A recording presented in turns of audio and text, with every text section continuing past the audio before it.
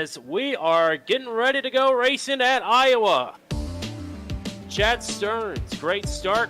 Paul Ellison falls in line to the outside of Ryan Dye.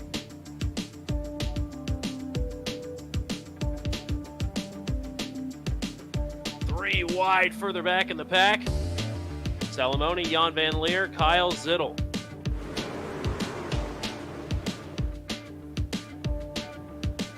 But up front, Chad Stearns leads lap number 1 to make a pass here as he ducks to the inside of Chad Stearns. Not too far behind them, Jeff Langston just had to make a whale of a save off of turn number 4, and he did.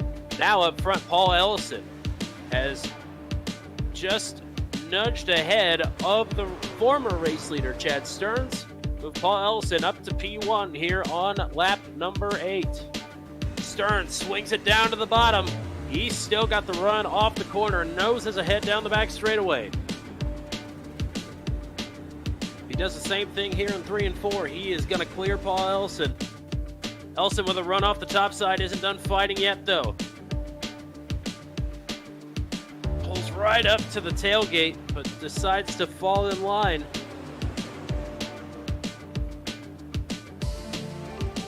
Much of the same we saw before. Oh, and Reynolds rolls out of it again, starts into the wall. Reynolds forces a mistake. He goes up to the top spot.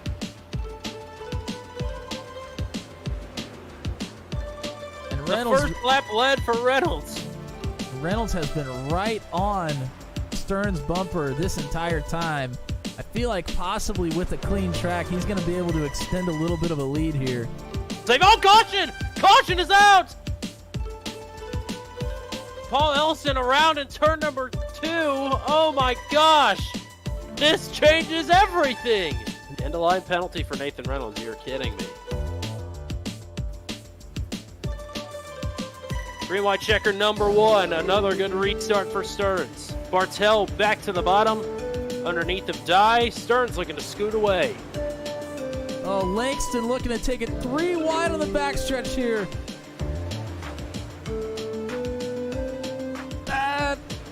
I would be surprised if it works. It's worked so far. Langston! Oh, God, Langston's around! White flag. White flag is out. Stearns by half a second. Bartel looking to get around Ryan Dye for second. Neither of them making up time on the 0-5. Ryan Dye stuffs it down into 3. Chad Stearns to the line. Checkers around. Reynolds wrecking behind, but Chad Stearns win number 3 on the season. 4th of his career. And they don't get a whole lot crazier than that, but Chad Stearns seems to only win races when they end up being completely chaotic at the end.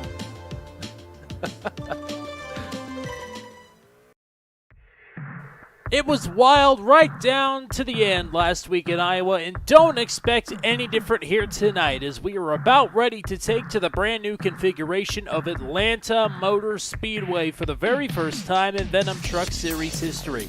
It's round 13 of season 5, the Layton River Memorial 155, and it's around the turn here on turn 200. A blind night that uses echolocation, viewing the dark, treacherous world through sound. Trapped in a dungeon keep, endangered by combatants, where hazards lurk around every corner. Make sound to have vision, or don't and be stealthy. Avoid impaling threats throughout the dungeon to escape.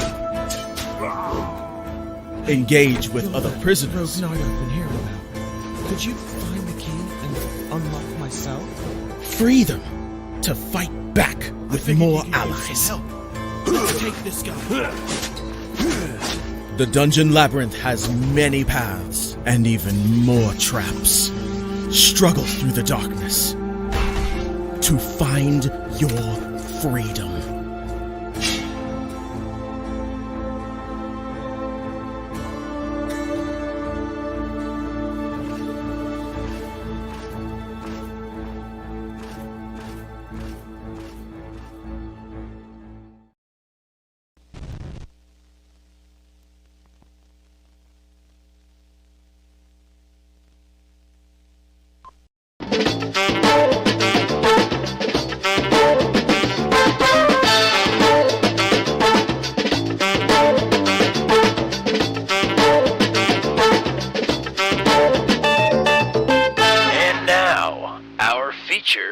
presentation.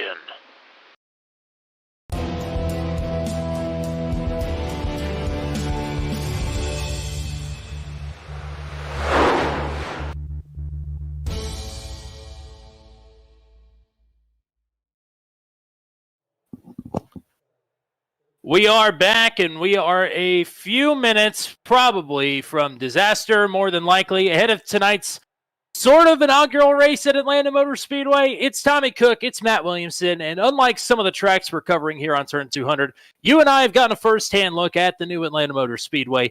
For the uninitiated, what makes the 2022 scan of the track different than the 2008 scan? Well, the track changed just a little bit in 2022.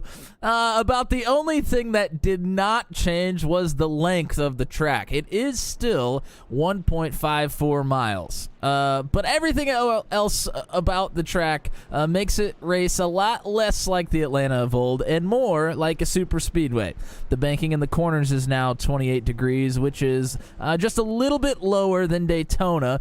The track width has been narrowed everywhere around the track, and progressive banking has been installed just underneath of the red lines, which makes getting off of pit road under green a lot easier. But outside of that, the racing at the new Atlanta is a whole lot more intense, and it's the kind of carnage that a lot of drivers towards the top of the point standings are hoping to avoid, if at all possible, here tonight. And with just 4 races left to go, the points situation is looking just as comfy up top as it ever has all season. But all that can certainly change here tonight. Yeah, I mean, it's definitely able to be changed here, although Andy Poliski has a good-sized lead, you would say. Jeremy McKinnon sitting here in second. Steve Roman, who had a really great start to his season, has kind of cooled off just a little bit, but still as good as ever here. Paul Ellison, who... he is maybe one of the favorites here tonight. He is sitting down there in fifth. Ryan Dye in fourth, your previous 2-time champion. Although this is how the points look tonight, they can change in a big hurry here at Atlanta. As we mentioned, the carnage that is able to happen. If any of those drivers get caught up in something and finish towards the end of the field, they can get shaken up quite heavily. I do want to mention that we do have some statistics on previous winners here, Tommy.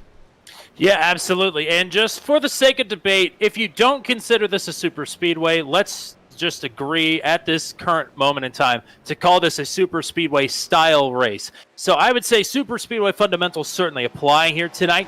And when you look at the previous super speedway history here in the Venom Truck Series, you've got a list of winners. So actually only one repeat winner in super speedway competition. And it was the only driver to win a super speedway race this season. Jeremy McKinnon has the race win at Daytona and at Talladega last season. So winning the season opener this year is McKinnon's only win on the season thus far. Nathan Reynolds has won a race at Talladega. Andy Poliski has won a race at Talladega. Those are the drivers in this field here tonight that have won a super speedway race. Kyle Zittel, who I think a lot of people had penciled in as one of the favorites coming into tonight, he is not here tonight. So a little bit surprising. Also, Kevin Biggs, Carson Mitchell, also not in the field here tonight or at all this season. They have also won super speedway racing, or races rather. So kind of looking at some of the past winners, looking at people who are on the leaderboard here. Any names jumping out at you as maybe some of the favorites or some drivers to watch here tonight? I mean, going off statistics, it's hard not to put Jeremy McKinnon at the top of that list. Like you said, 2-time winner here at Super Speedway, is the only 2-time winner in the Venom Truck Series for Super Speedway competition, and won Daytona this year. Although there is certainly room to be said that this track is a lot different than kind of your normal super speedway. I think one of the reasons he's so good is he is a very aggressive driver, and that can really pay off in super speedway racing. However, here in Atlanta, I think that aggressive driving can come to bite you a little bit harder than it does maybe in some other places like Daytona or Talladega. So I actually think maybe a little more patience being shown tonight could prevail, and to me that would help somebody like maybe a Steve Roman at least be there at the end of the race. Quickly now, who are you, or what are you going to be keeping your eyes on here tonight as the race rolls along? Well, I can tell you from experience here at Atlanta, if you have a good group of trucks on the top side, generally speaking, that line seems to prevail rather than the bottom. Generally, the bottom is a little bit safer, although I have been told that the red line going beneath it is not off limits. So on the bottom side of the track, if somebody's going underneath that red line, that could be a very dangerous place to be. Although on the flip side of that, if you're on the outside and somebody's coming up the track from the inside and the person in the middle moves out, that could put you straight in the wall. So it's a little bit of a give and take there, and I'm not sure who comes out on top of that one. There's two phrases to watch out for here tonight. Give and take, and maybe the flip side. Well, we've seen plenty of it in practice. We'll see how it rolls along here as the Layton Memorial 155 is gritting on pit road at Atlanta Motor Speedway, and very fittingly and touchingly with his fourth career pole, first of the season, Paul Ellison is going to lead the field to green in that number 55 truck. Number that he sports for his nephew. We will be talking more about that as the race rolls along here tonight. But great to see Paul Ellison on the pole here tonight. Garrett Rainey, another favorite, I think, for tonight's race, will start on the outside of the front row. Brantley Gainey, a great qualifying effort for him. He will roll off in third. Starting in the fourth starting spot, Jan Van Leer, another fourth place start for him. Steve Roman rounds out your top five starters here tonight. Brandon Vyers, second start of the season for him. First time we've seen him since his ill-fated Bristol Dirt appearance. Cole Maxwell following up his best finish of the season with one of his best starts of the season. He starts in seventh. Another favorite in tonight's race, Jeremy McKinnon, starts in eighth. Row number 5 on the inside, it's Michael Krall. Luke Peterson starts to his outside. Paul Sargent and John Kay, or rather Andy Poliski, Paul Sargent on row 6. John Kay, Pascal Samard on row 7. Ethan Patterson, Ryan Dye on row 8. Rodney Matney is making his first start since the fourth race of season 2. It has been a while since we've seen Rodney Matney in the field. He starts 17th. Austin Holyfield, 18th. Nathan Reynolds, two-time champ, way back there in 19th. Chad Stearns, last week's race winner, in 20th. TJ Bartell, Will Salamone, 21st, 22nd. Corey Rutherford in 23rd. Eric Breeding, 24th. The birthday boy, Kyle Dumig, starts P25. And I don't believe Flinky Roberts is here right now. But Greg would be starting in 26th if he is here. So, what are we looking at here for, quickly, our track conditions? Yeah, real quick, track temperature is actually really hot, 107. That is going to affect these drivers. Usually at Talladega, Daytona, you don't have to talk about tire wear too much, but here at Atlanta, it does play a factor, so that's something you got to watch out for. We'll be talking more and more about how this race is going to shake up, but we got to keep these trucks straight first. We'll see how long that is going to happen as the green flag is out for the Layton River Memorial 155 at Atlanta. Paul Ellison leads the charge towards turn number 1.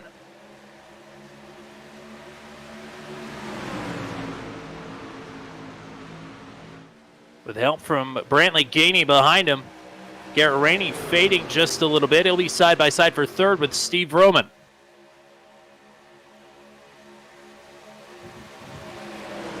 And you talked about, and I agree, I think the outside line is a bit more of where these drivers are going to want to be as this race unfolds. But right now, the bottom seems to be working for the race leader, Ellison, with help from Brantley Gainey. They are first and second on lap number 1. Well, you mentioned that you and I actually went to the first race at the new configuration of Atlanta. We were there in the spring of 2022 last year, both Saturday and Sunday for the Cup race. What we saw time and time again there, and a couple of times that we've had races here in the sim, is that on a restart or on the start of the race, that bottom gets out to a little bit of a lead. But as long as you have good trucks working together on the outside, they start to kind of gain momentum a little bit. Actually, we have some experience in Xfinity cars here at Atlanta, and I use that tactic quite often. We would fall back the first 5 laps or so on the outside, but once we were able to get that momentum going, we just made up time and time and time again until we made it to the front and got 2 or 3 trucks clear. So you just got to kind of keep at it, although this outside line doesn't have much help right now. Brandon Vyers was just running in the 8th position. He smacks the wall entering turn number 3, and he goes all the way to the tail end of the field.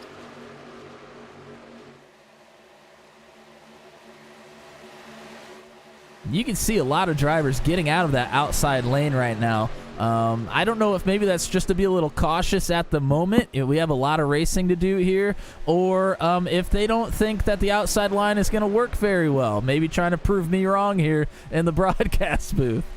Or maybe trying to sort of hide their hand about how well the outside does work, because I think it does.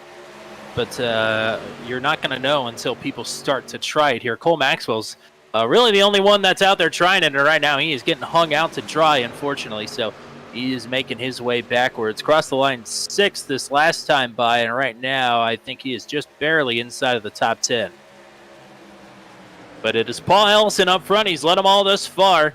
Brantley Gainey, Steve Roman, Michael Krall, Garrett Rainey, your top 5. Jan Van Leer, Andy Poliski, Cole Maxwell, Jeremy McKinnon, and Pascal Samard, the top 10.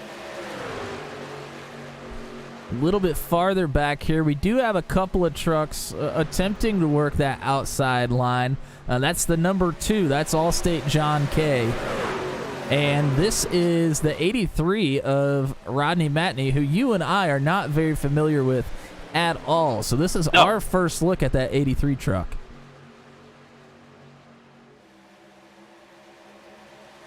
Yeah, Matney, 4 career starts tonight is start number 5 for him in the Venom Truck Series, but 3 of those came in Season 1, and 1 of those came in Season 2. So it has been a long time since we've seen Rodney Matney in the field with the Venom Truck Series. His last start was at Chicagoland, which is round 4 of the 2nd season, and he got a 5th place finish, and apparently that was good enough until right now. Well, just in front of him, we were on the Venom podcast last week with Allstate John Kay and kind of decent Kyle Zittel. John Kay said that he thinks he might actually have a chance to win since his counterpart, Kyle Zittel, is not going to be here this week. And why is he Allstate John Kay? That's what I have to ask. Well, he told us a little story last week about he stuffed it 3 wide at Iowa, and everybody around him was like, "What are you doing? What are you doing?" And he was like, "Oh, don't worry, you're in good hands." So apparently everybody on the track is in good hands when Allstate John Kay is out there with them. But we'll have to see about that. I'm not so sure about tonight. Well, right now, John Kay is riding just outside of the top 10 as there's a little bit of group trying to go to work here on the outside.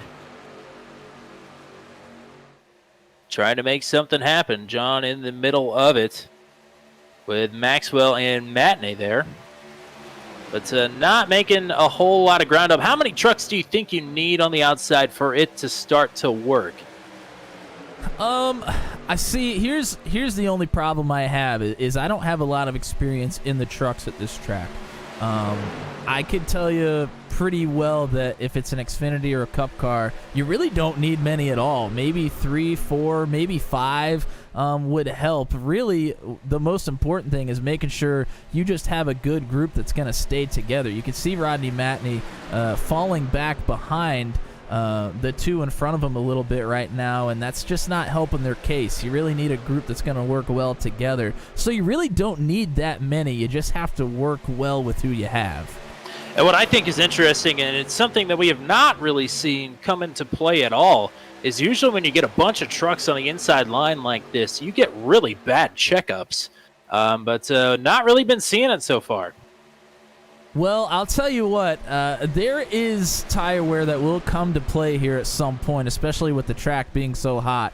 And down there on that bottom line, it's not going to be a crazy long time. I'd say around lap 25, where we start maybe seeing some checkups because people start sliding a tire here or there. Pascal Simard thought about joining that outside line between Kay and Matney, but elects not to. Stays tucked in on the bottom there. And like you mentioned earlier, red line is not out of bounds here tonight, but penalties could possibly be awarded for anybody that goes below that red line and causes an incident. Here goes McKinnon and Poliski to the outside. So Broke Guy Racing making the move to the outside, if only temporarily, here down the back straightaway into turn number 3. And immediately, Poliski in P8.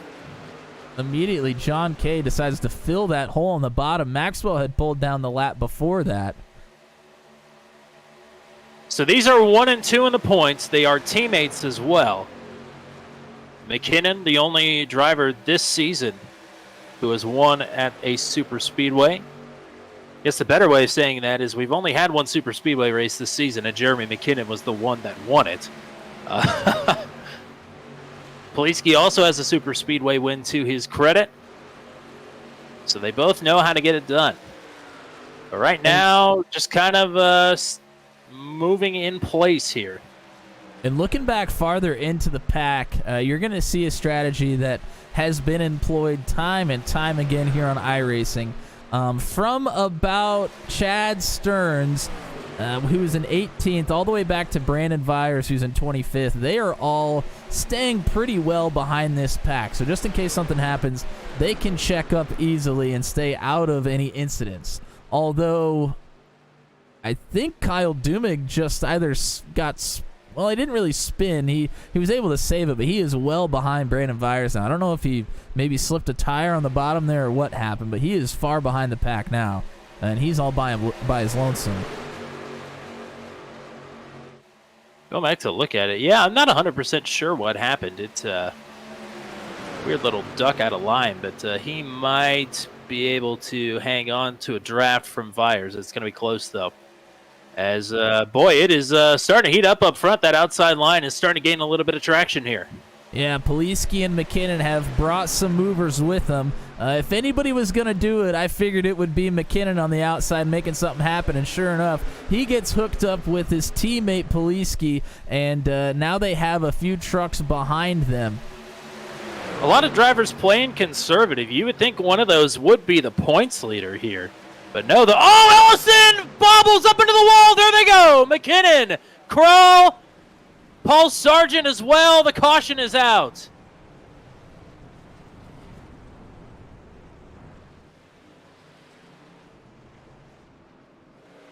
I'm not sure if Ellison had help. It just looks like the back end of that truck stepped out on him.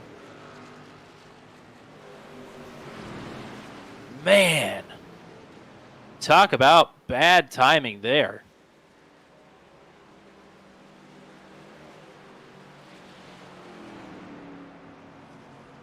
I'm going to look at trying to see if we can find a replay here.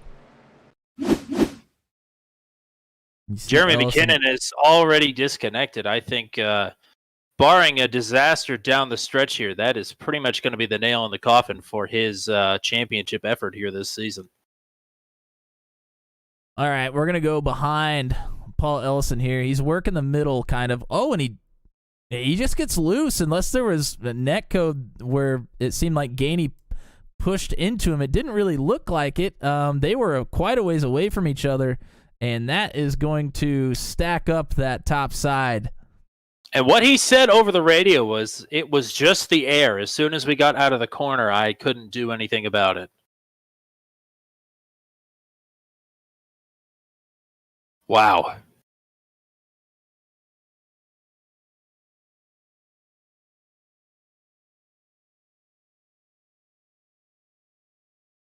Let's go ahead and take another look. We're gonna go. Let's go with Jeremy McKinnon here. McKinnon, I believe, is going to get hit by John Kay pretty hard, and it's unfortunately going to be the end of the night for him. Well, it looks like McKinnon actually got turned from behind, and like you said, we think it was John Kay. You can see the hood is battered pretty badly.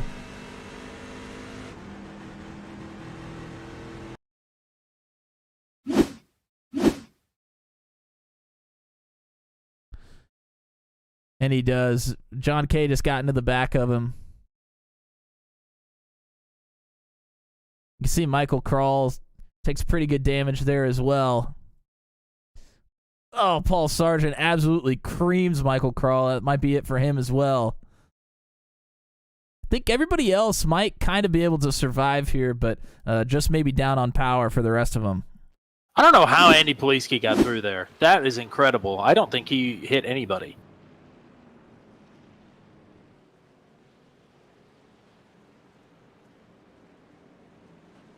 I can tell you, everybody came down pit road, which shouldn't be a shock. Of course, some trucks with damage a little bit further back in the lineup, but Brantley Gainey entered the pits as the leader. He surrendered the lead to Steve Vroman, so it'll now be Vroman and Gainey on the front row here for this restart. Jan Van Leer and Andy Poliski will line up on row 2. Then it'll be Garrett Rainey and Ryan Dye now on the third row.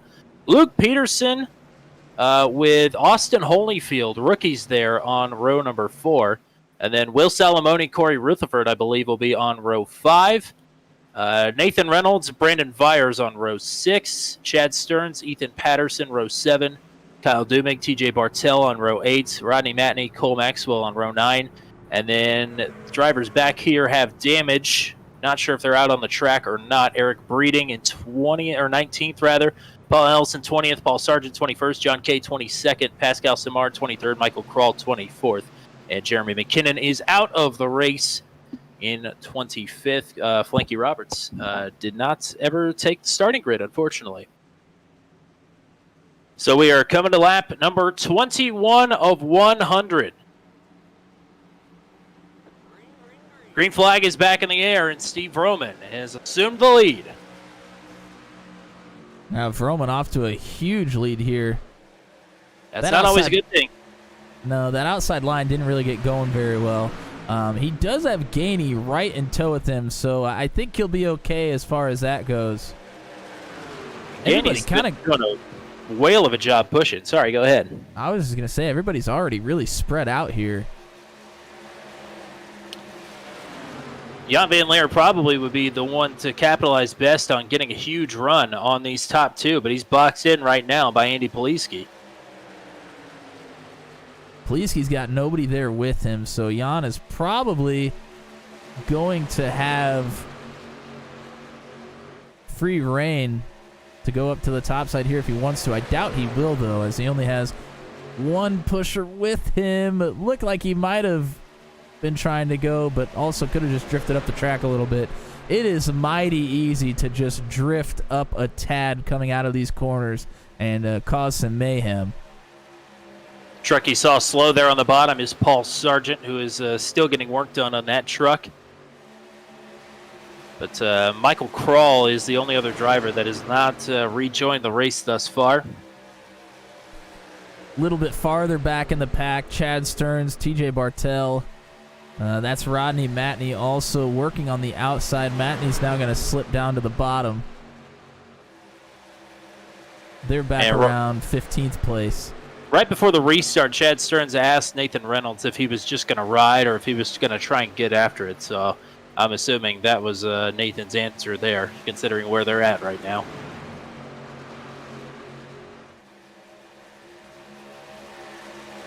Well, it's really hard to go anywhere and do it quickly. I mean, you can get runs here, but it takes a while to put them together.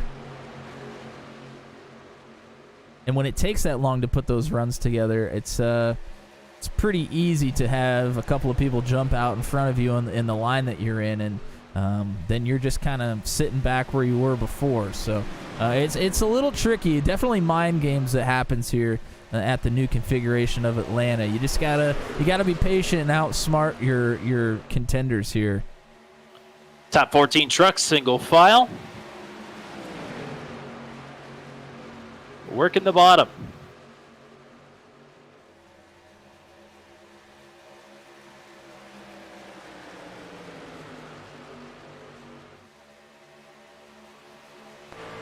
They all duck in and out of line down the front straightaway. But all come right back together in a straight line there. Through the turns, back down the back straightaway. If you're hanging out with us here tonight, let us know. Give us a shout. We are still in the early stages here, just about. Well, actually, I can tell you. Not good at math, but I will tell you that we are 27% of the way through this race. I think our job's a little bit easier here tonight. That does make it a lot easier.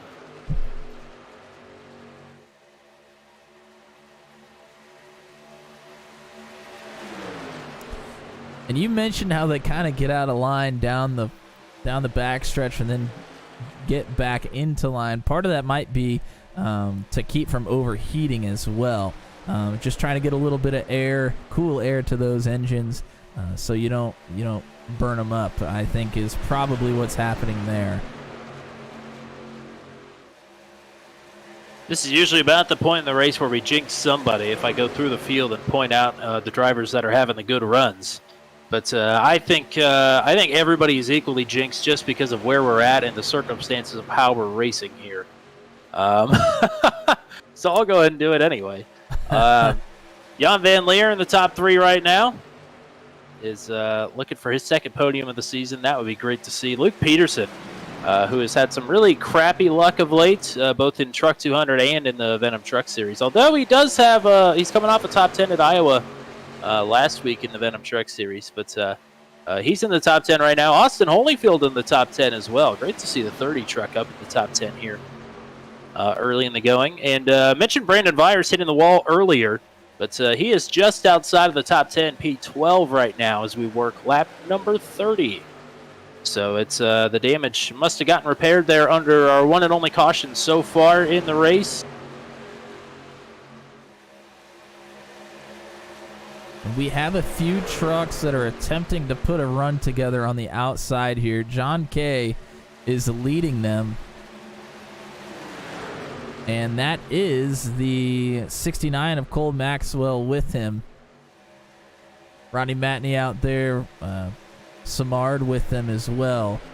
So John Kay and Matney have been two of the drivers that have been on that outside lane the most here early on in this race.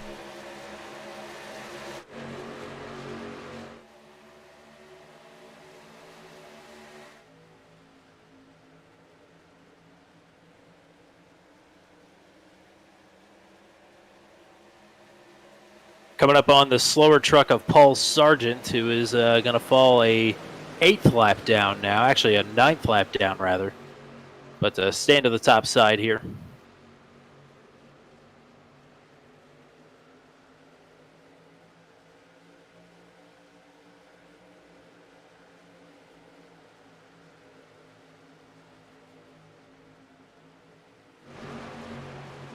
And if they gave bonus points at the end of the race for the driver who spent the most time in second place, I think Brantley Gainey already has it on lock. Outside of, I believe, one lap under caution where he was the leader, he has been in second place. I'm pretty sure for every single race of every single lap of this race thus far.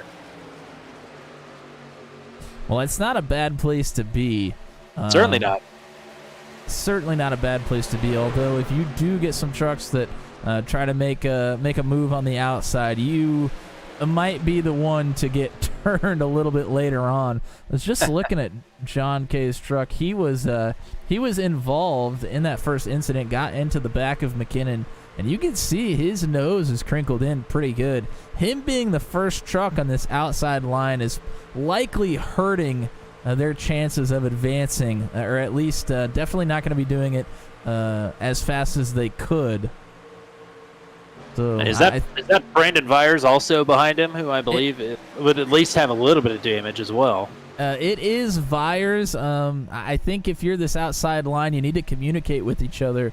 I know that John Kay wants to be the one to lead him to the front, but you just got to be a little bit realistic here and tell somebody, hey, I might not be the one to do it. I need somebody here in front of me that's going to be able to take us to the front. So there's going to have to be some communication, I think, if they're going to make that happen. We'll have to see if they continue to advance like they are. They are picking off about a truck every 2 laps, I'd say. and starting to pick up the pace a little bit. Maybe somebody will cover off that outside line, and they will get to moving again.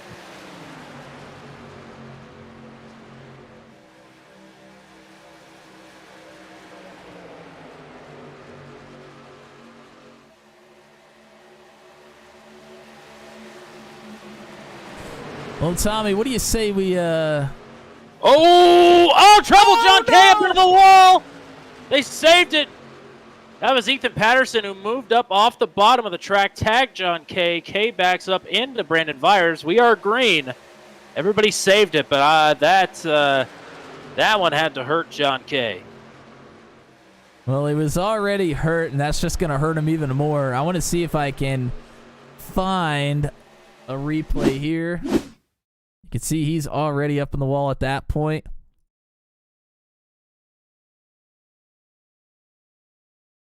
He's up here on the top side. Vyers behind him. And yeah, the 81 Patterson just drifts up the track a little bit and tags him. So that's going to give more damage to John Kay and Brandon Vyers. Now up front, big shakeup here. Gainey jumps to the outside with help from Poliski, and he is trying to make a move on the race leader. Also, where you're on that replay, Patterson tried to get it to pit road, couldn't get it woed down in time, and dumped it off into the tri-oval, so he is well off the pace now. And he'll be bringing it to pit road this time by. But up front, Brantley Gainey challenging Steve Roman now. Well, we're going to put my theory to the test. I said you might be able to do it with just a couple of trucks. We're going to see if Gainey would be able to clear Steve Roman here. They're certainly keeping pace with him, at least right now.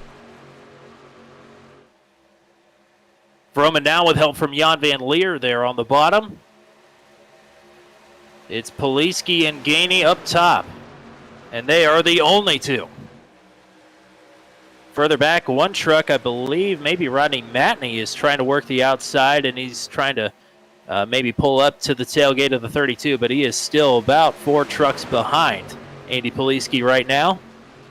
Well, he can definitely do it. You'll be able to make up that time. It's just a matter of how long. It takes a little bit. Oh, and Gainey's lost his partner. Poliski pulls in right behind Steve Roman, but Rodney Matney now is making up time on the 22. But Gainey is hung out. A gap is opening up. We'll have to see if Jan Van Leer is going to let his teammate into line.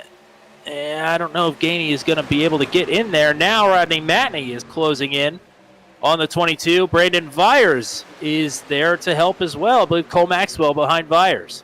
Boy, Gainey doesn't want to play it safe. He had a hole that he probably could have dove into right there on the backstretch to get back to the bottom. He says, nope, I got a couple of trucks coming. I want to try to get to the lead right now. He stays on the outside, and he has help from Matney, Vyers, and I believe that's Maxwell back there as well. And a few more trucks have pulled back on the outside a little bit farther back. It's not going to be long before they make their way up there as well.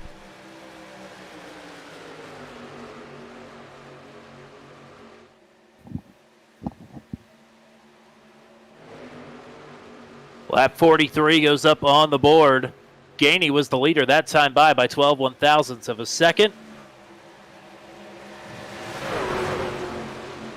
As, oh man, Cole Maxwell nearly into the wall. They're working the outside. I believe this is Michael Krall staying to the bottom underneath of the progressive banking there.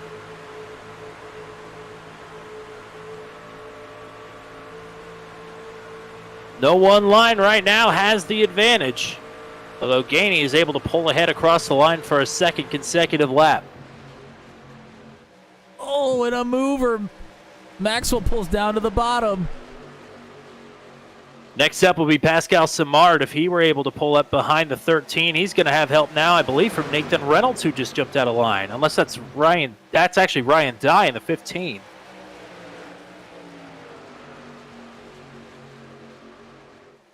Yep, Ryan Dye's back to that classic powder blue.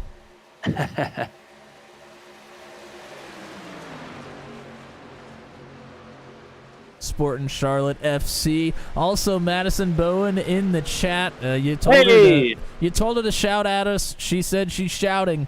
I'm tuning in here on Turn 200 for 100 laps around the newly configured Atlanta Motor Speedway. Whoa! The 83 of Matney gets real loose. He saves it. How did he hang on to that? But that is going to hurt that line as far as momentum goes dearly. You can see Vyers jumps right out of it. Yeah, Vyers, if only for self-preservation, jumps to the bottom. Gainey now finds a hole in front of his team boss, Jan Van Leer. And just like that, the outside line experiment may be over for the time being. Matney still up top. Pascal Samard still up top as well. Gainey's still peeking a bit to the outside, but he needs to go now. If he's going to go, I don't think he's going to. Samard nearly put himself in the wall through the quad oval there. Ooh, buddy. I tell you what, when the tires start to go here, if you're on the outside in that quad oval, you can slide them right up to it. It can get pretty hairy. It looks kind of easy going around here. They're all in line, but I can tell you it is not.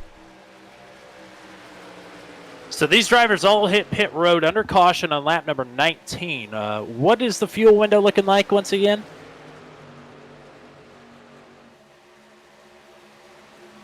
Great question, Tommy. Let me get my notes out here unless you have it handy. I don't.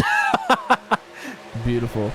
Our estimation was about 60 to 70 laps. So if everybody came in for fuel, we're thinking they can maybe get to lap 80, 85.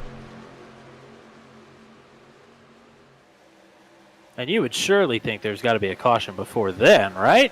I mean, I would think so. We saw some trucks try to use that outside. It didn't go quite as planned. It got a little squirrely, so everybody kind of settled back in. But it's not going to be long. We see a couple moving out right now. Maxwell, one of them. Matney, the other. They've been outside a lot tonight already. I would imagine when we get past the halfway point here, we're going to see some trucks go for it, certainly. And as I say it, Brantley Gainey Jr. jumps back to the top side.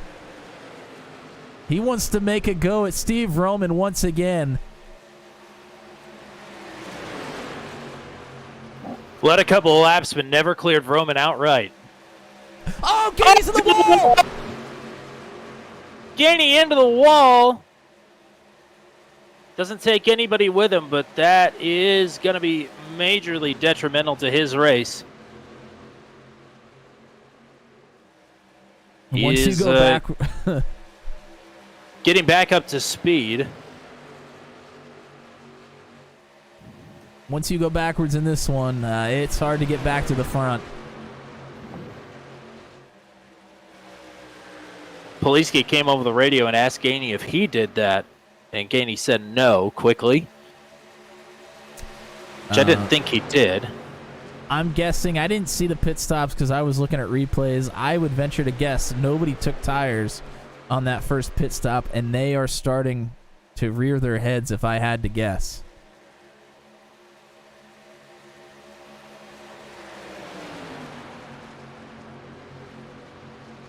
Keeping an eye on the driver that wrecked from the lead earlier, that was Paul Ellison. As we work lap number 52 here, he is still in the lead pack here, but back in the 20th position. Out of the 21 trucks that are in the lead pack, the 22 that are on the lead lap.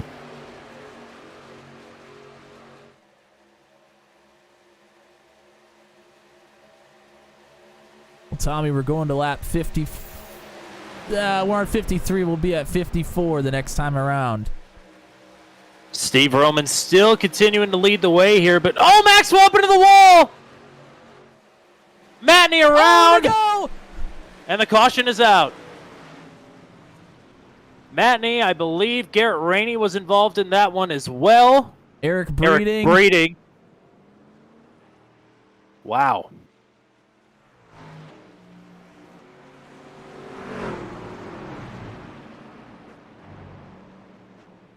And that one started with Cole Maxwell hitting the wall out of turn number 2, I believe, and Matney with not a whole lot of time to react and not a whole lot of room to maneuver.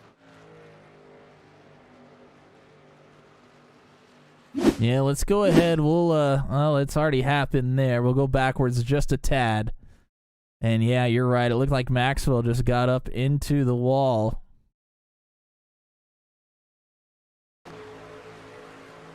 And Matney nowhere to go, gets into the back of him, and then Matney goes right down to the bottom.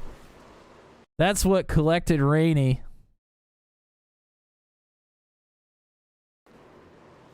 And then Breeding gets into them as well. I don't think anybody else was involved in that unless there was a little tap to the rear when people were trying to get checked up, but certainly nothing major.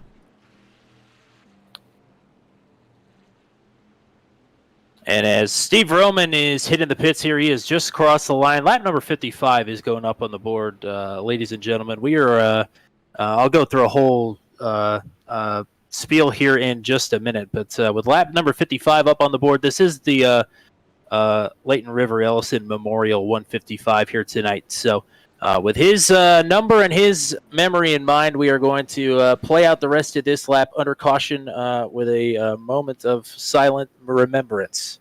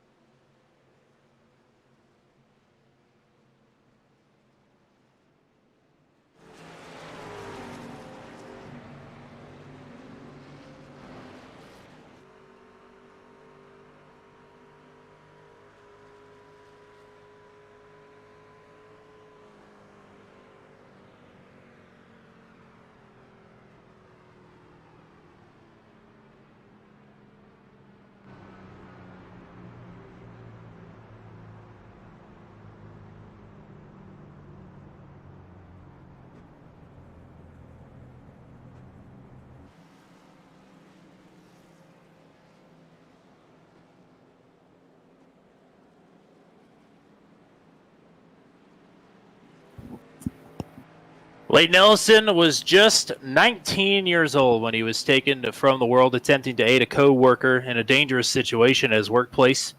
Layton, often characterized by his selflessness and his leadership, which is evident not only by his final actions, but by the way he lived his life and the accomplishments he achieved in such a short time here with us. Yesterday would have been Layton's 21st birthday. His Uncle Paul honors him by running Layton's football number 55 on the side of his truck each and every week. We send our support to the entire Ellison family here tonight. A year and a half on, grief is still difficult, I'm sure. And there's nothing that helps me more personally with my own grief to remember those that I've lost and to celebrate the time that I got with them and the memories that I've shared with them. And Paul Ellison's truck today and the driver himself are celebrations of a bright young man who touched a lot of lives, including Paul's. And with that, we are coming to a restart here on lap number 57. Steve Roman and Andy Poliski will line up side by side here. We are across halfway here in the Layton River Memorial 155.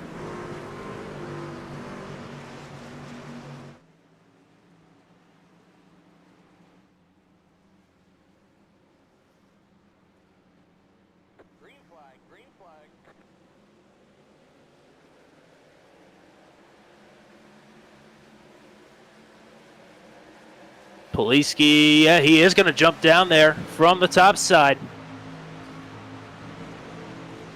Roman with another good start gets out front there. Poliski's able to get underneath of him. I'm sure that was somewhat planned between those two. And all of a sudden, Nathan Reynolds is up here pushing on the top side. He has Samard in front of him, Ryan Dye and Bartel in tow. I think things are going to start really heating up here. As if they weren't hot enough already. Now Poliski, he took a peek to the outside of Steve Roman. I think he wants back up top. Stays tucked in the bottom right now. He'll have help from Jan Van Leer if Jan decides to go with him. Brandon Vyers, despite the damage that may or may not be there, he's fourth in line right now with Corey Rutherford behind him. Boy, I tell you what, the outside line has dropped like a rock so far. Nathan Reynolds was up around 7th, and he has dropped all the way to 12th now. it's going to take a little bit of time for them to put a run together. Poliski again with a peek to the outside. This time he's forced to the outside by Jan Van Leer, who goes underneath.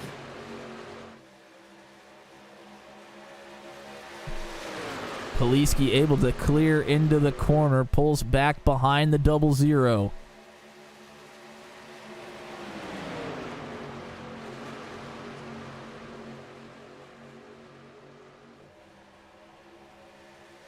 Everybody gets back into line.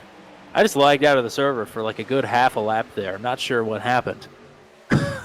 Well, I'll tell you what, Chad Stearns, Will Salamone have both now pulled up to the top side. They want to make a run to the front.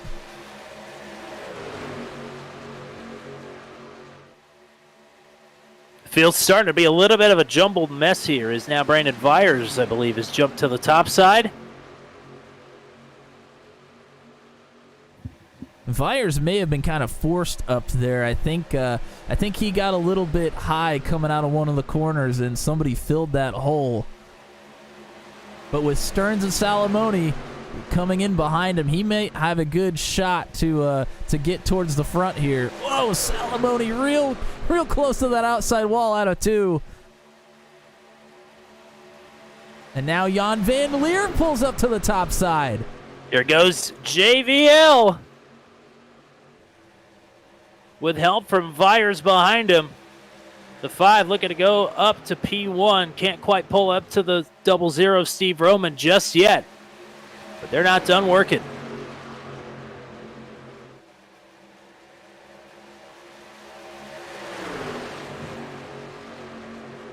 Certainly not. Those two will hope to bring Stearns and Salamone into the fray with them here in the next couple of laps. Otherwise, their run might stall out. Roman up the track just a little bit, trying to play both lanes now. Maybe just trying to dump as much dirty air as he possibly can while still defending the bottom here from Poliski. And we have lap traffic coming up in front of us as well. Oh, Krall's going to pull to the bottom like a champion. And so does Rodney Matney as well. I believe that's who that was. That was huge. 3 wide doesn't work very well here at the new Atlanta, especially with a truck that's running much slower than the others. Here comes a big run from Jan Van Leer.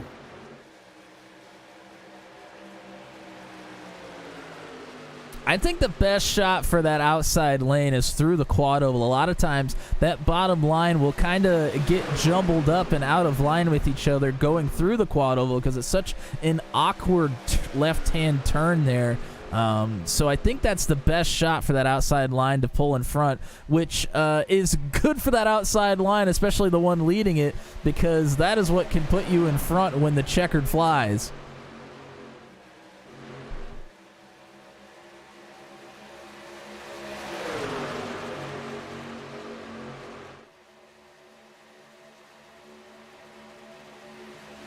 And boy, there are a lot of trucks that have joined that outside line now. It is go time here in the Venom Truck Series.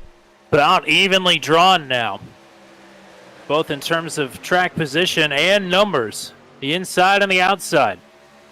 Inside led by Steve Roman, who's more than likely led the most laps thus far, but Jan Van Leer wants to lead a lap. And he's going to have a pretty good look here down the back straightaway to nose ahead of the 0-0.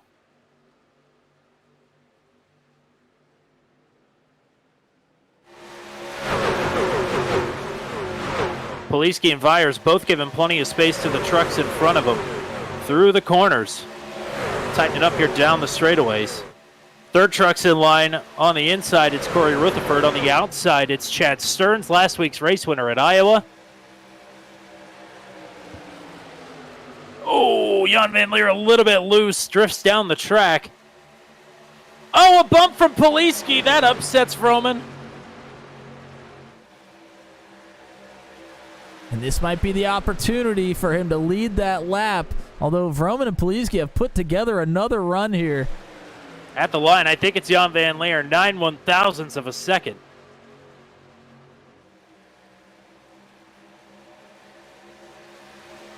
nearly touching wheels there. Vires a little bit loose out of turn 2.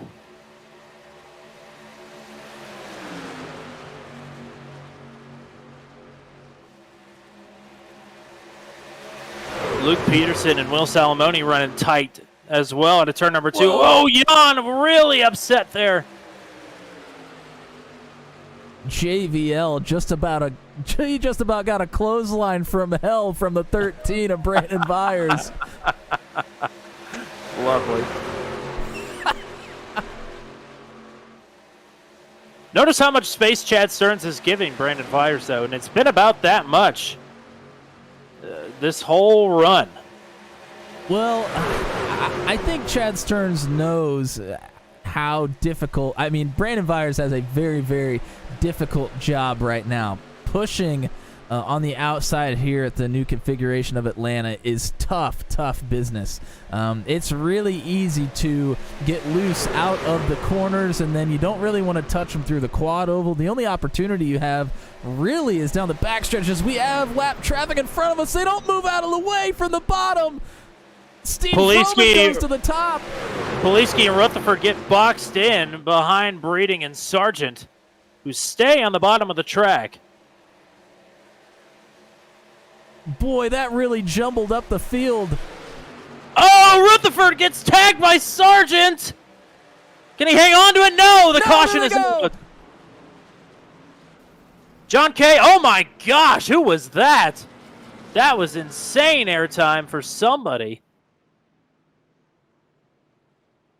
And that was, I would say, an avoidable incident, to say the least. I think that was Ethan Patterson that got flung up into the catch fence and did about a 540 and landed on his roof. And we are under caution again here on lap number 72.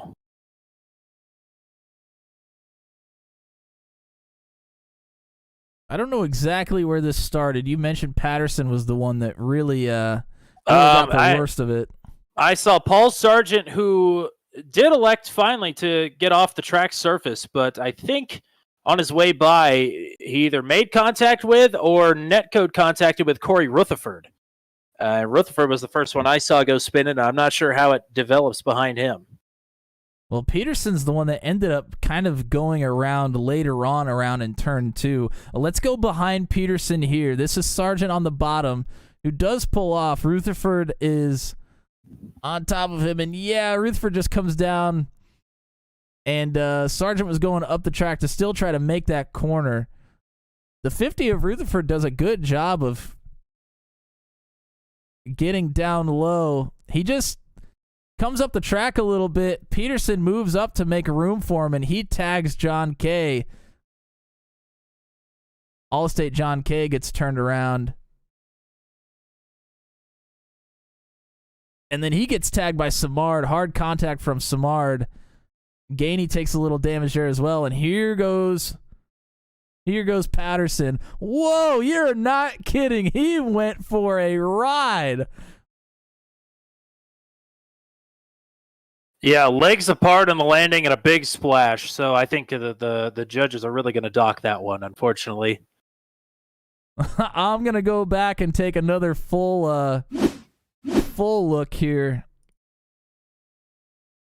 And we're going to go kick pot view with Ethan Patterson.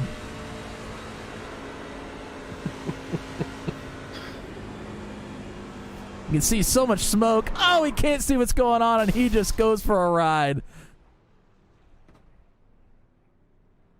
Ends up on his lid. And a quote from the driver, I believe, ouch. Yeah, I think ouch will do it. One ouch will do you here at Atlanta.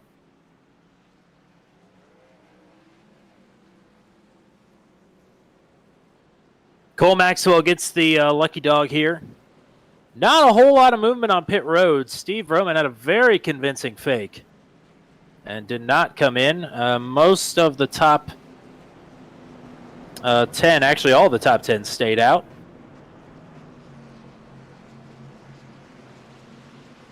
So I believe we're doubling up here for the restart now. Steve Roman is electing the bottom. That'll put Jan Van Leer now. And the top three who squirted through that lap truck melee before it all kind of went down. Roman, Jan Van Leer, and Brandon Vyers are sitting pretty all of a sudden. Poliski got through the lap trucks before things really went sideways. But everybody else, they had to work for it. Yeah, there was a lot of checking up going on there in the back. I think the first person that came to pit was John Kay. He's currently in 15th. So John Kay, Paul Ellison, I think Eric Breeding might have come in as well. They are the only trucks other than the ones in the very, very back, I think, that came in that time.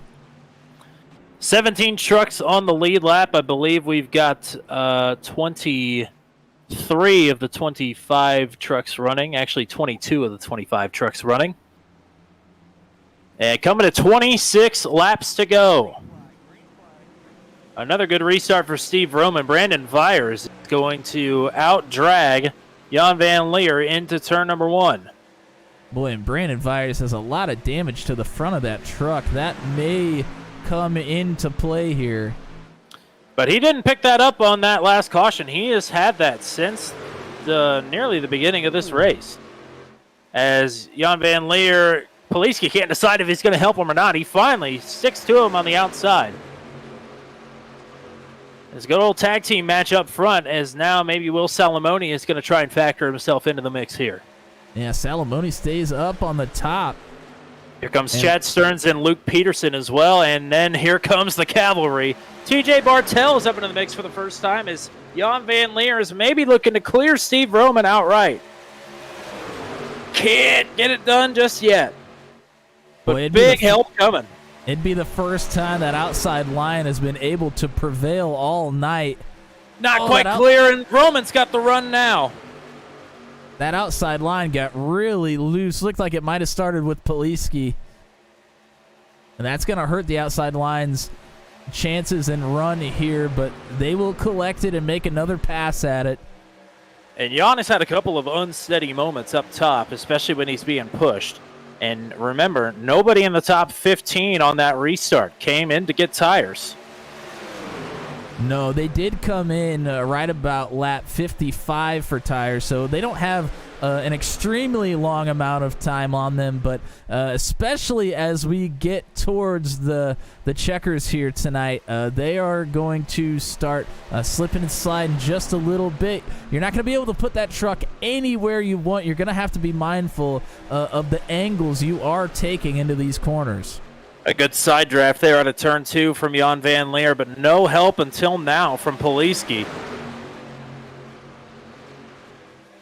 Bottom line is breaking up just a little bit here as Luke Peterson is fading away from Brandon Vyers.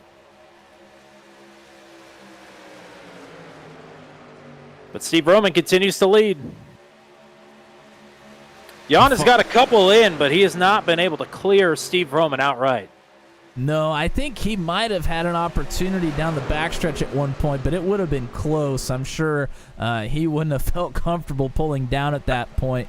Out back towards around 13th or 14th, Nathan Reynolds, Ryan Dye, John Kay, Paul Ellison are all just hanging out right now. They think that there is going to be another melee here before this one's over, I'm sure. And you know what? I think they're right. Well, there's not a lot of room to go anywhere on this track, and no. I'm sure if you're about 2 or 3 rows back, you're going to try to stick it where it probably doesn't want to go, and that's when things go bad. I think there are going to be a lot of drivers who are going to want to stick things in places they don't belong after this race, and those drivers are probably not going to be ones that finish on the podium.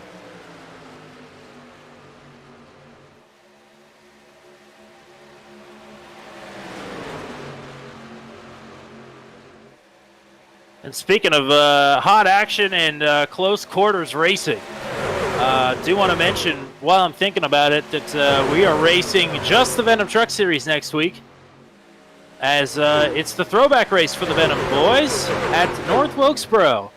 And the one and only Mr. Matt Williamson is going to have a solo broadcast for that one right here on Turn 200. So That's going to be a whole lot of fun for the drivers, and it's going to be stressful fun for you, I think. Well, it seems like about once every season we do, I get the opportunity, whether it's because you're not here or you might have actually registered to drive in a session. It seems like at least once every season we do. The folks at Turn 200, the kind of listeners and viewers we have, get a Matt Williamson call, and it's not always the best, but it's certainly interesting when it happens. Oh, Will Salamone close up to the wall. They're momentous occasions. I think that's the best way to put them. Well, in just about and I always enjoy them, for the record. Just about every one of them usually ends in spectacular fashion. So if that's anything to go off of, you'll want to tune in next week for that broadcast of the Venom Truck Series. And Vyers and Jan Van Leer going into 3 were very, very close to touching, and that certainly would have kicked Jan Van Leer loose and probably would have collected a couple of trucks there. So that was narrowly avoided.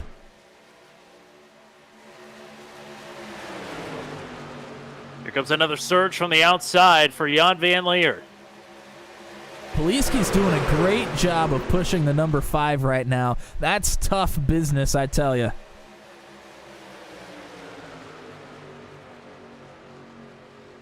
$16 to go. Lap truck staying out of the way. Rodney Matney. His return has not gone the way that he has hoped. He is now 8 laps down, actually make it 9.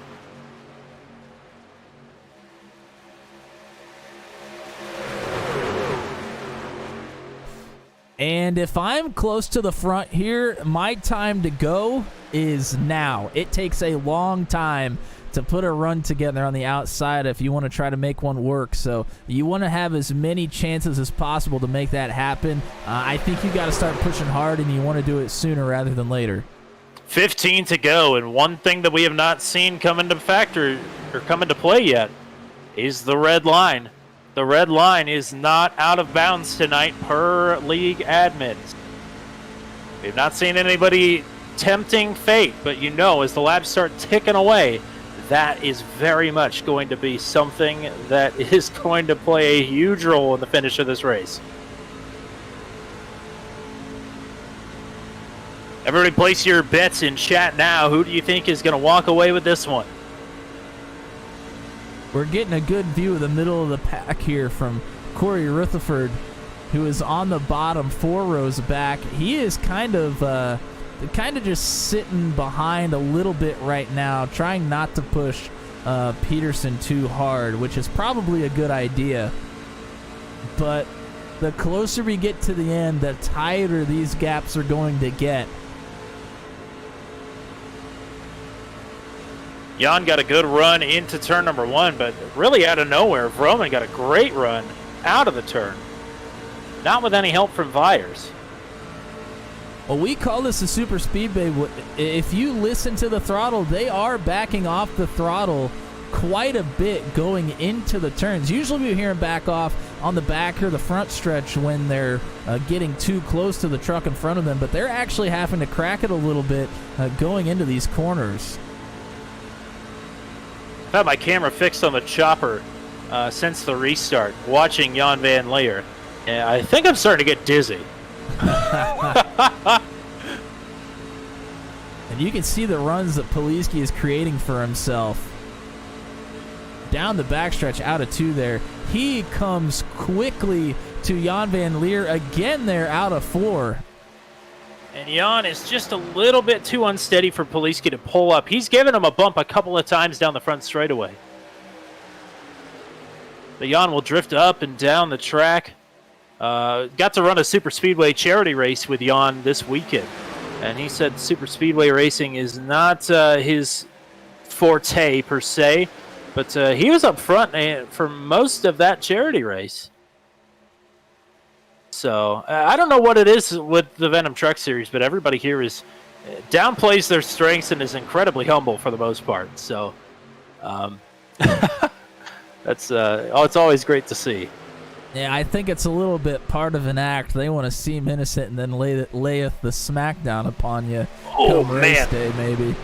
I thought Poliski was about to give the people's elbow to the tailgate of the 5 there. He was coming with a head of steam and then pulled off at the last second. Well, the closer we get to the end here, Poliski's not going to lift. Once we get to the last couple of laps, he's just going to try to drive Jan Van Leer right through to the lead, so he has a shot himself, I'm sure. 8.5 laps to go. It is definitely panic time for somebody in the field. Do have to keep in mind, though, that Vroman and Poliski and Stearns, who is behind Salamone, are all in the championship hunt. So they want to be aggressive, but I'm sure they're thinking to themselves, let's just not wreck here and come away with at least a good amount of points. Jan Van Leer is as well. Van Leer is 8th in the points coming into tonight. So still a chance for him to pull off a P5 in the point standings, especially with how well he's been running of late. A win or a top 3 for him here tonight would be huge in that regard.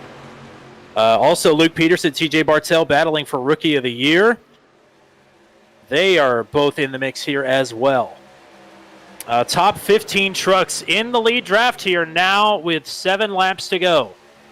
It's Steve Vroman, Jan Van Leer, Brandon Vyers, Andy Poliski, Will Salamone, Luke Peterson, Chad Stearns, Corey Rutherford, TJ Bartell, Brantley Gainey, John Kay, Paul Ellison, Austin Holyfield, Ryan Dye, and Nathan Reynolds. The 4 championships are sitting 14th and 15th. What does that tell you about what may be getting ready to happen here as the outside line starts to backtrack a little bit? Boy, I tell you what, Brandon Vyers, I think the reason Vyers is starting to push really hard, he was all over the back of the 00 out of turn 2 last time around, and it looked a little scary from my vantage point. 5.5 to go. Does Poliski rebut with some big pushes of his own? Man, if you're Ryan Dye and Nathan Reynolds back there, there's really nothing you can do except hope that something's happened. They have made their bed to lay in, so to speak, for right now. 4 to go. Sorry, 5 to go, rather. Oh, and Jan Van Leer continuously gets just a little bit farther down in the corners, trying to pinch that low line. You notice what Poliski did that last time by. He backed way off of Jan Van Leer and back to Will Salamone. He's doing it again. As Jan is trying to side draft the 00 of Vroman. Here comes Poliski now with some momentum from Salamone. Trying to send it up to Jan, but he can't get it square on the bumper.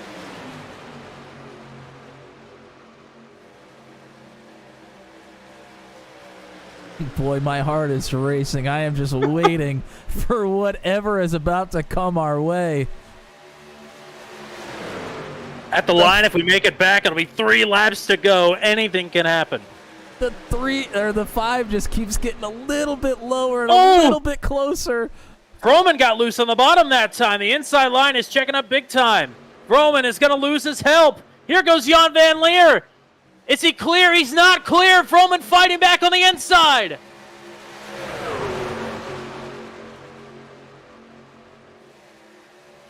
It's a tandem on the inside. Vroman working hard, trying to stay ahead of Jan Van Leer. Oh, it's loose! Poliski into the wall! Oh, and Salamone saves it as well. 2 to go. Oh my gosh. Poliski from 3rd to 12th. 2 to go. Where will a run come from? Rutherford below the red line here. He's going to go underneath Peterson. Caution is there's a out. Caution. Trouble Austin Holyfield, I believe, is around in turn number 3, and we are going to overtime.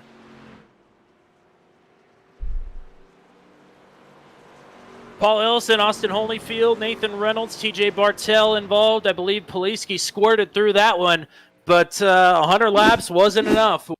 Doing a few more. Oh my God. Oh let's take my a look God. let's take a look at the replay first, and then we'll kind of set the stage here for this restart. This is Austin Holyfield in the 30.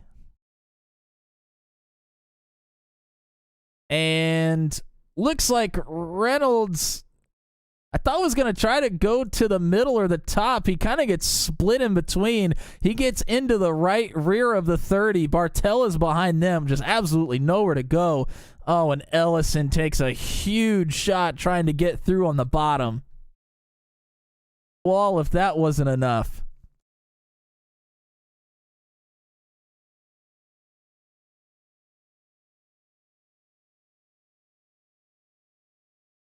And that is the incident that is going to send us into overtime in the Venom Truck Series. So a comment from Madison Bowen in the chat. Same overtime rules as the pros? Not exactly. So these are the old-timey NASCAR overtime rules, which used to just be called green-white checkers. So if the caution does come out before we get back to the line to take the white flag, then we will have 2 more tries to do it.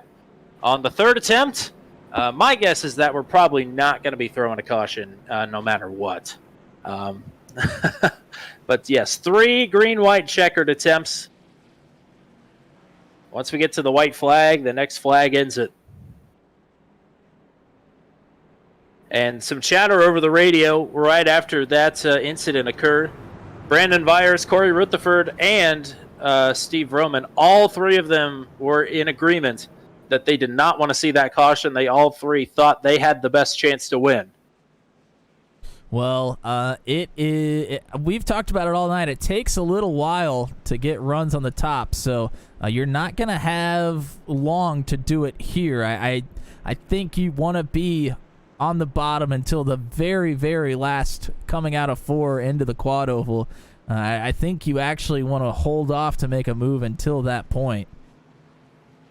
I think out of any of the super speedway style tracks that there are, this is probably the one that you want to be the leader on the final lap. Taking the white flag, I mean. Yes. I would be in agreement. I think the only way that it ends badly for you is if the person behind you tries to make a move and ends up turning you. I think that's probably the most likely scenario if you don't win the race.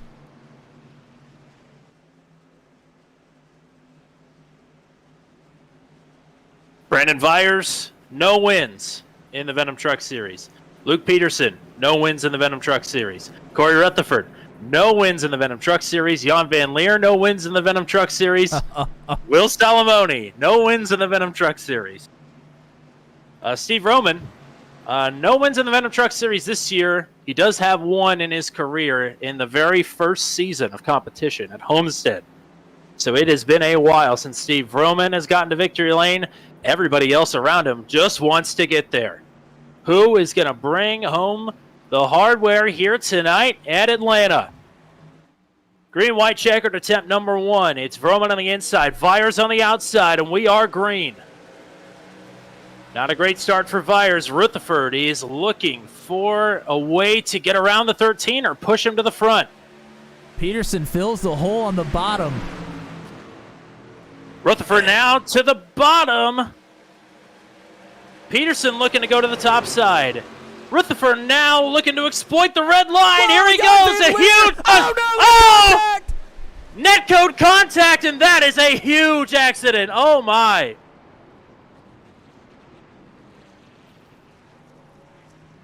Yep. We knew the red line was going to come into play. Oh, and Roman takes another shot from Bartel. I mean, who wasn't involved in that? That was almost everybody. What I will say is that Rutherford went down there. It looked like Netcode started the incident. I don't know if that is going to affect any judgment or penalties or anything that'll be coming out of that. Well, I think Jan Van Leer took it 3 wide here. Either that or somebody stuffed it down on the bottom below the line. That was Rutherford. Rutherford stuffs it below the line, and then there's just looks like maybe a little bit of netcode contact with Steve Roman. As that is developing, Jan Van Leer is trying to miss it, goes up the middle, but then he is going to get pinched and, flung, like catapulted 100 feet up in the air and backwards. Well, I hate to say this, it was not netcode. It sure looked like it, but I think Rutherford just got into him, which on the bottom there's really nowhere to go. But you're right, Jan Van Leer goes for a hell of a ride.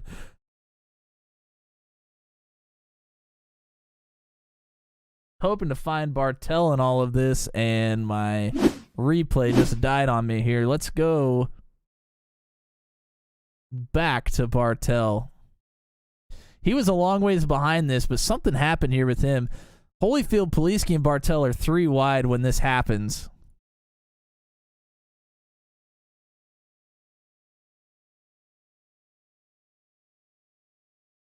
You can see they've already crashed in front of him.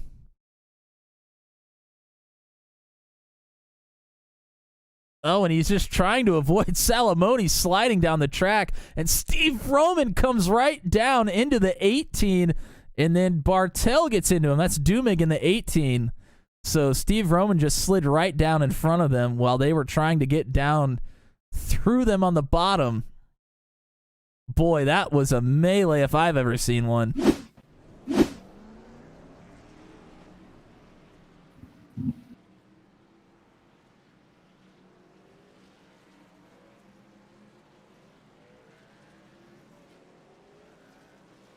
And so looking Reynolds, at it, sorry, go ahead.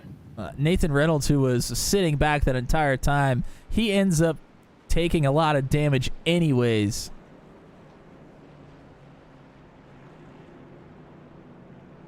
So going back and looking at it very closely, there's definitely some netcode contact that set that off. However, I do think, looking at it, they are going to make contact anyway.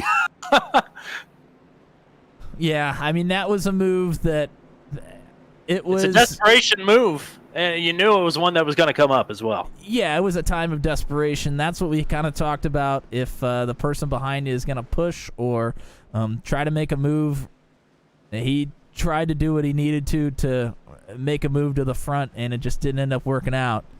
But I tell you what, that is worst case scenario for Steve Roman, who is now back in 15th. He is disconnected, actually, from the session, unfortunately.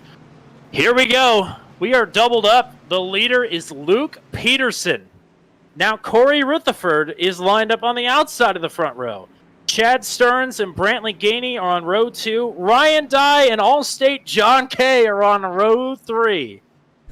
John Kay has a lot of damage, too. We'll see how this plays out. I'm not sure there's a truck out there who doesn't. Poliski, Holyfield, Salamone, Maxwell, round out your top 10. Green-white checkered attempt number 2 is underway. Peterson with a better start. Stearns with a big run, trying to shoot the gap between Rutherford and Peterson. Contact! They go around. Stearns gets tagged by Vyers. Reynolds nearly gets taken out again by somebody sliding down the track. An ultra-aggressive move from Chad Stearns. And I don't know what to say here. We're going to have to get a better look at it. Yeah, let's go ahead and take a look at the green flag start. We'll go chase cam with Chad Stearns here. It took a while for this to kind of develop. Rutherford doesn't get a good start on the outside, so Stearns tries to take it in the middle. I don't think Rutherford really knew that he was there at first, or at least didn't expect it.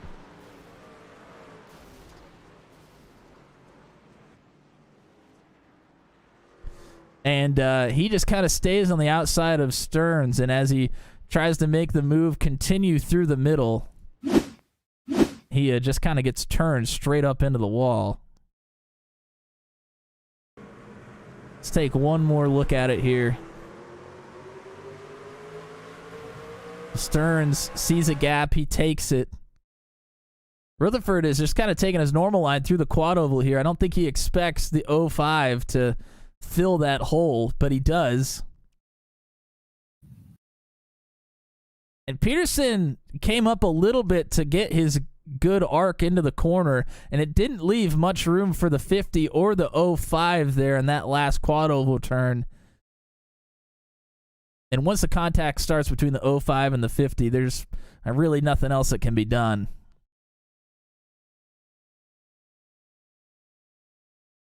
Boy, and fires.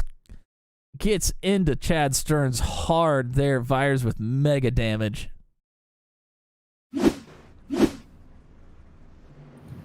I think we have got 14 trucks running. Well, I can't say I'm surprised. No. I'll tell you the trucks that are behind the pace truck right now. Luke Peterson is the leader. Ryan Dye is in second. Brantley Gainey is in third. John Kay is in fourth. Andy Poliski is in fifth. Cole Maxwell sixth. Austin Holyfield in seventh. Garrett Rainey is eighth in line, but he is 51 laps down in 24th. Paul Sargent is ninth in line. He is 12 laps down in 21st. Pascal Samard is behind him in the 20th position. Behind him is Rodney Matney in 19th. Then it's Will Salamone, who is in 10th. And Eric Breeding, who is in 11th, is just pulling up right now. And Corey Rutherford is still on pit road on the lead lap. He is actually pulling off right now. So he will be able to rejoin the field, and that will give us 12 trucks on the lead lap. I would tell you who has damage. I think it would be probably easier to tell you who does not have damage. And I actually don't know if I can tell you who doesn't have damage. I think just about everybody probably has it right now. To be honest, I think the cleanest truck out there is probably front row outside the 15 of Ryan Dye. He's pretty much been in the back of the field the entire time. Truck looks pretty clean. I'm trying to look at all sides of it here. This is it. No matter what. The next non-white or checkered flag will end the race. I guess the next non-white flag will end the race. How about that? This is a huge opportunity for a couple of drivers up front here. Brantley Gainey still searching for that first win. Luke Peterson in his rookie season here, looking to put away the Rookie of the Year title. Rookie of the Season, rather. And don't turn your back on Allstate John Kay. He's probably telling Ryan Dye that he's in good hands right now. We'll have to find out. And Ryan Dye, the two-time champ, looking for his second win on the season. It all comes down to this. The third and final green-white checkered attempt here for the Layton River Memorial. Great start for Peterson. But a big surge here for Ryan Dye. Peterson backing up to help from Gainey.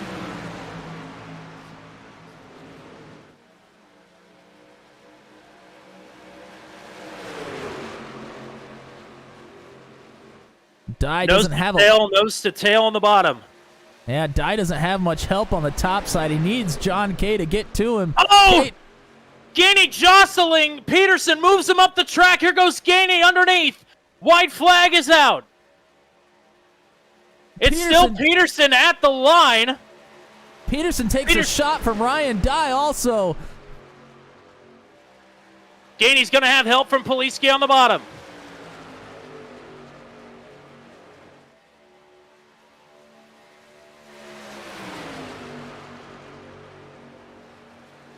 Dye a little bit out of shape, not going to be able to push Peterson. What is Poliski going to do? It's going to be Brantley Gainey to the line to win it! Poliski and Luke Peterson round out the podium, but Brantley Gainey wins the Layton River Memorial 155 for his first career Venom Truck Series victory.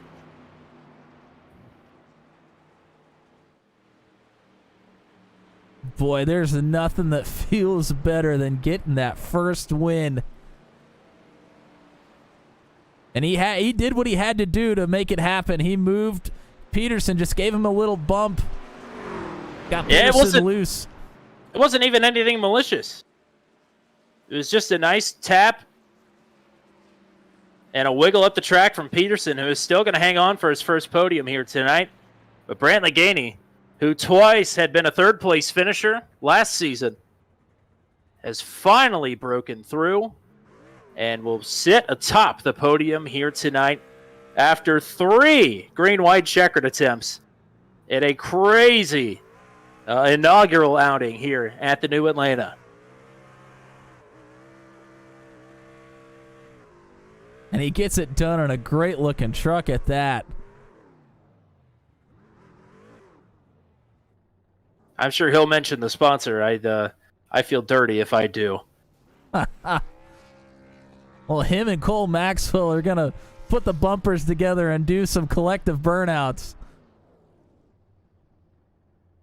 Let's give you the full finishing rundown here, as it looks like the burnouts are over for now.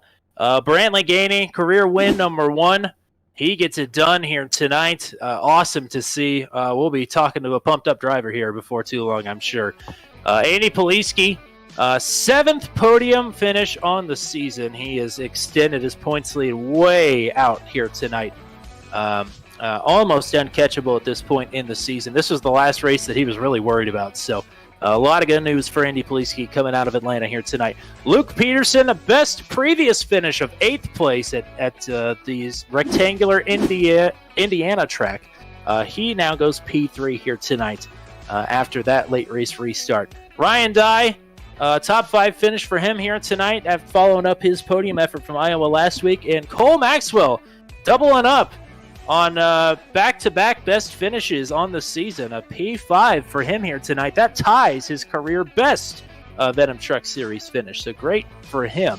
Another top 10 for John Kay. He's got 3 starts and 3 top 10s this season. So pretty good run for All-State John Kay here tonight. Eric Breeding, a 7th place finish here tonight.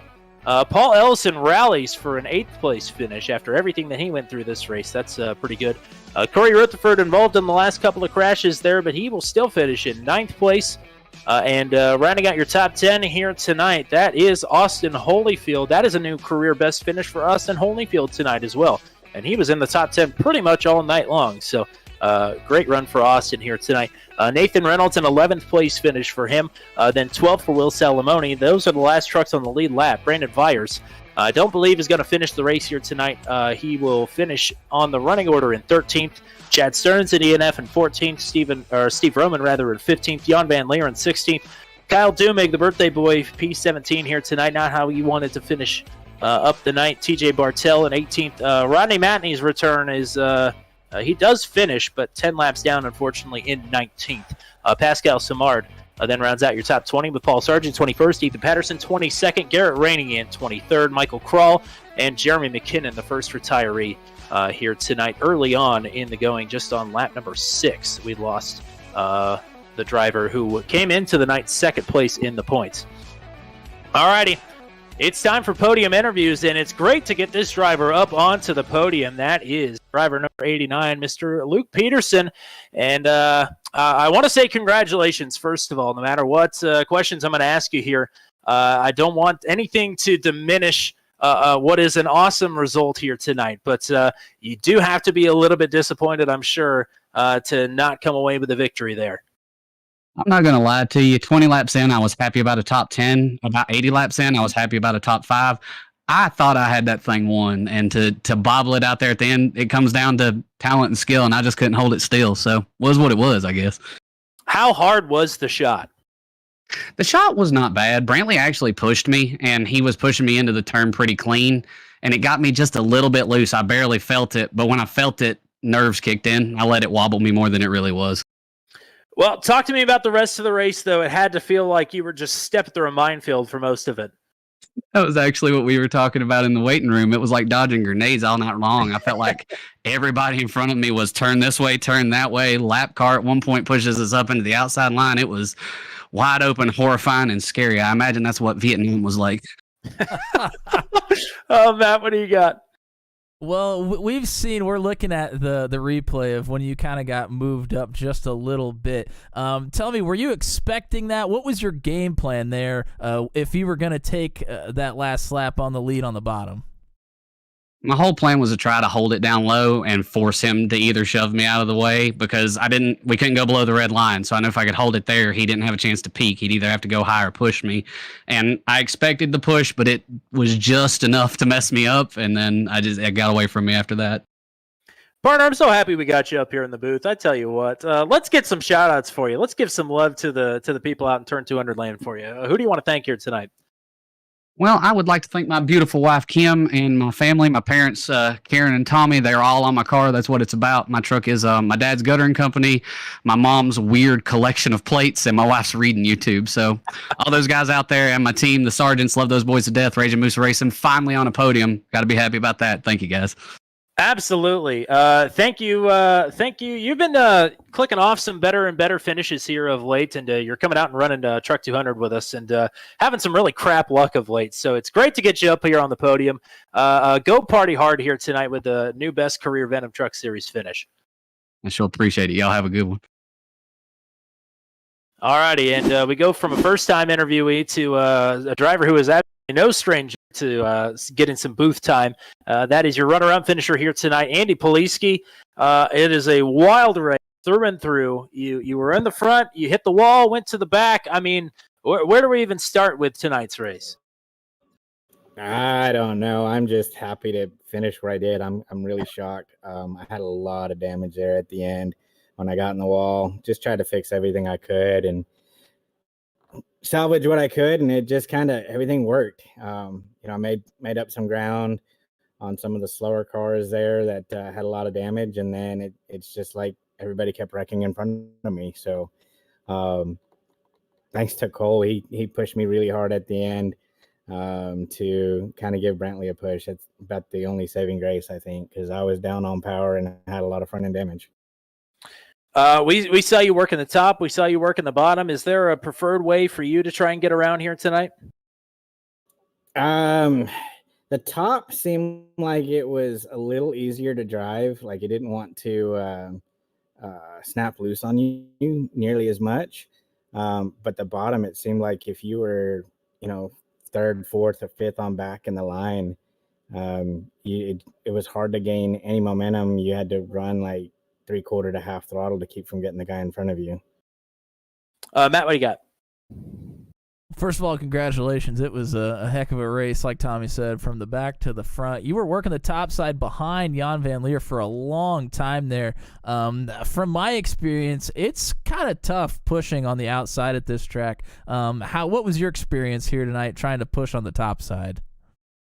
It was a little tough. Jan's really good at being able to hold his line. I trust the way he drives, and I've raced with him long enough. I kind of know what he's going to do. So, when you have that, you can easily kind of push a lot harder. You just kind of got to know where to back off a little bit. I gave him a little more room in the corners, and then try to really push down the straights to get a run. I was planning on plan on shooting the middle, coming to the checkered flag. It looked like him and Steve were leaving a lot of room there, and I know Steve was going to have to guard all the way to the grass if Brandon got a run on him. So I was really just kind of biding time and playing with the run and seeing where I needed to start. Well, shout outs for you here tonight. My sponsors, Nissan Wichita Falls, on the track again. So glad to give them another good finish. My teammates, I'm ashamed that they got all wiped out early. We worked together really, really well in the beginning of the race and in the middle of the race. So, like I said, it's a shame they didn't get a good finish. Steve and Jeremy. Jeremy got taken out really early, and me and him would have been able to make a lot of way, I think, if we were able to stick together. You guys in the booth, it's great rewatching this every single week. You guys do an awesome job, and then everybody in the league, great racing every single week. So it's an honor to be here. 13 starts, 7 podiums. You clear more gap in the point standings headed down the stretch here to what you've said is some of your favorite tracks here. You got to be feeling pretty good. Absolutely. The next 3 tracks are some of my favorite tracks, and they play well into my strengths of having to really drive the truck. These are worn out racetracks we're going to take a lot to manage tires and manage the truck and being able to find speed in different places. So looking forward to the next 3 weeks. All righty. Congrats on another podium. Thank you, guys. I think we made our first time race winner wait long enough. What do you say we pull him up into the booth here? Yeah, he's waited quite long enough for this one. Let's do it. All righty, we've got a race winner up in booth 200, and his name is Mr. Brantley Gainey. Welcome, Phyllis. Yes, How sir. about it? How are we doing? Man, I still can't believe it. To be honest with you, man, that was wild. I mean, the luck of the nature of sort of super speedway racing. Sometimes we'll pull in first time winners and strange winners, but I don't think you're either of those. You were up front all night. I made a comment at one point about the halfway point of the race. I said if they gave out bonus points for drivers that were running in second for the longest amount of the race, you would definitely take that. And you finally found your way up front in spectacular fashion. Man, what's the saying? Always the bridesmaid, but never the bride. Man, it's been a long time coming. I had gotten to the wall and went all the way to the back, got that fixed. Managed to get back up there, but man, first oval win for Insert Coin Racing. First win for me. I think this was my highest qualifying effort as well. So, and this was a roller coaster of a race. It was so much going on. Well, talk me through the last restart there. Was that always kind of the plan? Well, I had pretty much decided I was going to push Luke. I was just going to push him to the end. 3rd place finish, better than no finish, and the way everything was going, I just thought for sure somebody was going to try to shoot the middle, coming through the quad oval there. And when he made that little bobble going into the turn, and I was able to get underneath him, I said it was mine. Nobody was getting by me at that point. Matt, what do you got? Well, first of all, big congratulations. Awesome to see you on the top spot here. We, like Tommy said, we saw you kind of in second all night long. You were patient when you needed to be, but there was a time there in the middle of the race that you were working on the outside to try to clear. How difficult was it to try to maybe clear on the outside? I'm not sure we had it happen all night long. Yeah, the outside is what you would expect from Daytona and Talladega is totally different here, and it really dies out hard throughout the majority of the track. The tri-oval or quad oval, whatever you want to call it, you really get a strong run through there on the outside, and I figured I'd try it just to see, and it's just so hard to get a good, reliable push from somebody behind you, especially through that quad oval. Truck gets real squirrely when somebody's behind you through there. Well, buddy, 2 third place finishes before tonight. Tonight, you are a winner in the Venom Truck Series. Yes, sir. The TV time is yours. The soapbox is yours. You're at the top of the podium. Shout outs, congrats, thanks. What do you want to throw out to anybody here tonight? Oh man, first and foremost, one of our teammates wasn't able to race tonight because he just bought a house moving in today. So congrats to Michael Dean. Dino, yeah, he was not able to make the race. Couldn't get his internet working in time. But big shout out to all my teammates. Huge support.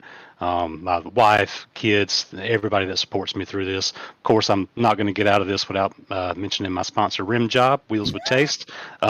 Super great sponsor. They keep things rolling for us. Absolutely, partner. That was awesome. I'm really happy for you. Glad that we could get you up here in the booth, and I'm glad we can get you up here as a race winner. You deserve it. A fantastic race here tonight through and through. Congratulations. Go party hard, partner. Thanks, guys. And that is how we're going to leave things, I think, coming out of maybe the wildest race that we've ever called, all things considered. I think we've had wilder peaks, but as a race from green to checkered, I don't know if we've ever had one wilder than this. Yeah, I mean, some people can argue whether it's a super speedway or not, but the finish and everything we saw here tonight, that is exactly what we expected from any super speedway style racetrack, especially there at the end. Like we mentioned, I'm not sure there was a single truck that hadn't been in some sort of incident throughout the night. And that finish, Peterson just getting a little loose, going up the track, leaving the door open for the 22 of Brantley Gady to put his truck there in the bottom and keep it there. It was a sight to behold. Absolutely. Anything else you want to say to close up shop here tonight? As always, thanks to our chatters and viewers here tonight. Not quite as many as we had last night. Only the Dude KZ, that's Kyle Zittel. Sorry that you weren't with us here tonight, partner. Hoping that you're having a good time. And Madison Bowen here in the chat as well. Just thanks to you guys for tuning in, and thanks to the Venom drivers for putting on a great show for us here on Turn 200. Absolutely. Thank you to everybody for their continued support of the Venom Truck Series here on Turn 200. We wouldn't be here without you. We couldn't do it without you. We will be back here on the channel next Tuesday, not Monday. Truck 200 is off. Next Tuesday, it'll be the Matt Williamson Show with the throwback race at North Wilkesboro coming down the stretch here for the Venom Truck Series. So it'll be round number 14 as I struggle to try and find the name of the race. It's the Sundrop 150. Why isn't it? The throwback race at North Wilkesboro, 150 laps. Next Tuesday night is the next time that we will be in action. I will not be here. Matt will be here holding the fort. Bringing the entertainment, bringing the action for you. So that'll be a whole lot of fun. Appreciate everybody coming out and hanging out with us here tonight. For everybody here with the Venom Truck Series, and for everybody here at Turn 200, for the GOAT, Mr. Matt Williamson, I've been Tommy Cook. Until we meet again, we say so long from virtual Atlanta Motor Speedway, where Brantley Gady has claimed the Layton River Memorial 155 for his first career Venom Truck Series victory. Have a good night, everybody.